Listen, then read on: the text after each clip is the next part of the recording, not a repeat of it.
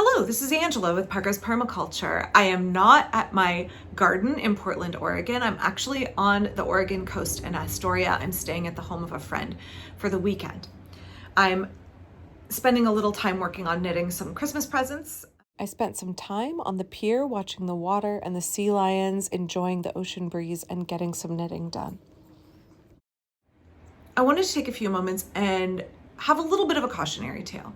So I talk a lot about permaculture and I try not to make it overly rosy and unrealistic. I think there's a lot of gardening advice out there, a lot of gardening, influencers and folks creating content that makes everything sound incredibly perfect, like in Eden.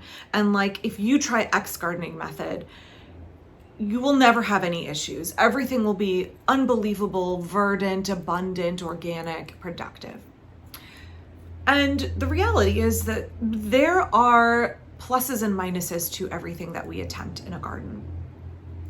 And when we understand the nature of an element that we are bringing into our garden, or that happens to bring itself into our garden, we can better harness its attributes for our own uses and for resilience in the garden. And sometimes I think there's tips and advice that are put forth that kind of gloss over the downside. So I made a video a couple of weeks ago where I talked about self-sowing annuals in my veggie garden and how I love them for several reasons. And I want to make sure that we're not looking at self-sowing annuals as a panacea for our garden, as a way to have instant mulch, to have an effortless garden, to have super low effort gardening without any consequences. And I want to use one plant as an illustration of that today. Self-sowing annuals are wonderful, but we want to make sure that we use them carefully and that we understand their mechanism of dispersal, their rate of germination, and their behavior in the garden. So several years ago, let me back up. I used to do all of the gardening for my mom. My mom was a huge gardener, but as she got older, she had hip problems and gardening was harder. And so I did all of her mulching for her, I did all the weeding, and I planted a lot in her garden. And she was always saying, bring me over starts of plants, more flowers. She wanted, lovely flower border with lots of bulbs and perennials and annuals and herbaceous perennials and woody perennials. And out front of her garden, there was a woodland garden that I planted under her walnut trees. But in the sunnier parts of her garden, I brought in a number of things that she was interested in and also tried to introduce her to some new plants. And one of the plants that I brought in was Leonurus cardiaca. That is the Motherwort plant.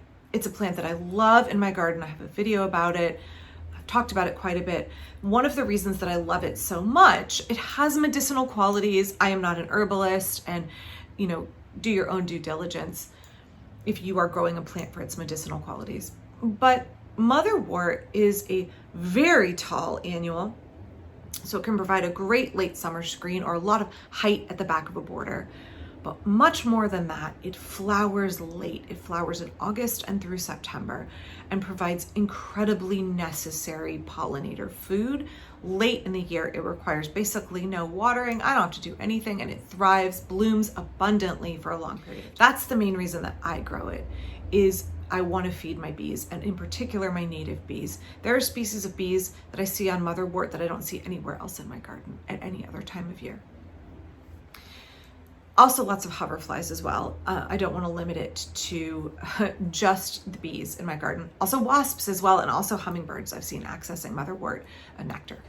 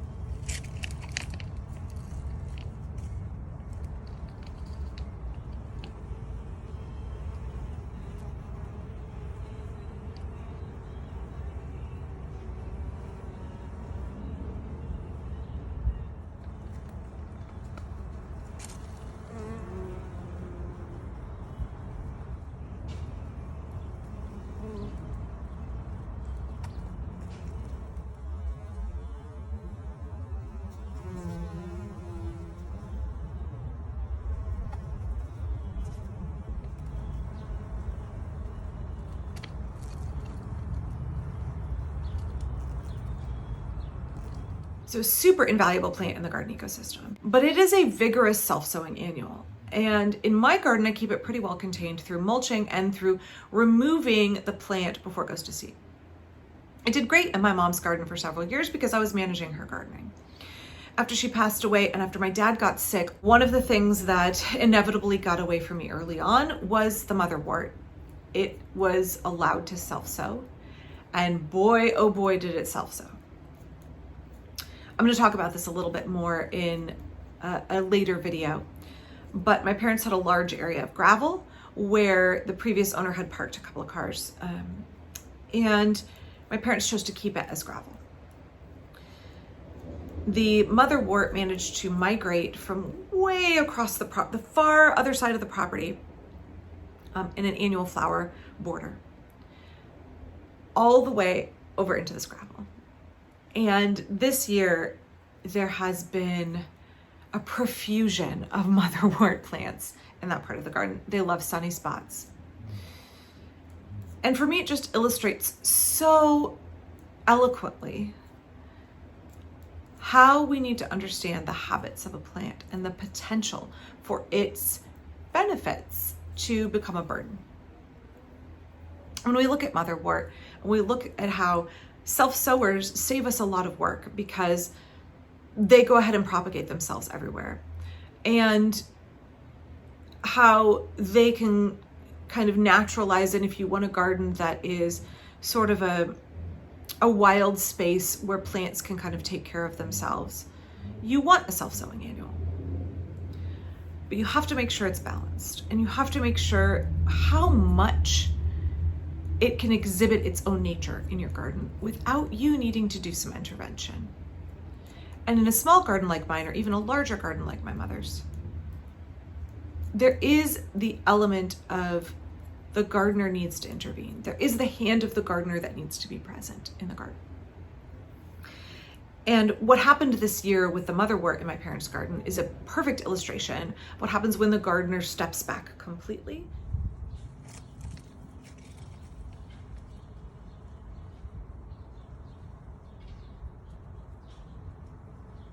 So when we're looking at influencers who are talking up certain things in our garden, or even if I'm talking up something and maybe I'm really excited about it because I really love that plant or whatever element I'm adding into my garden, I hope that this video would be an encouragement to you to do your due diligence, to really understand the characteristics of what you are bringing into your garden and the potential consequences.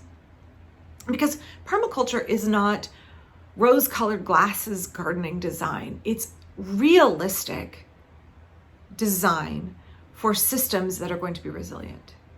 And that means that it has to be a kind of design that is informed of all of the characteristics of individual elements and the way that they work holistically together. Obviously, I'm going to be taking out all of this motherwort before the house goes on the market. For now, I'm leaving it up because it is such a benefit to the pollinators this late in the year. For me, it's such a great illustration of the way that it fulfills the role in my own personal garden beautifully of feeding and caring for pollinators late in the season. Late in summer, when a lot of things are tired, a lot of things are over their peak period of blooming, and our pollinators really need a good source of food.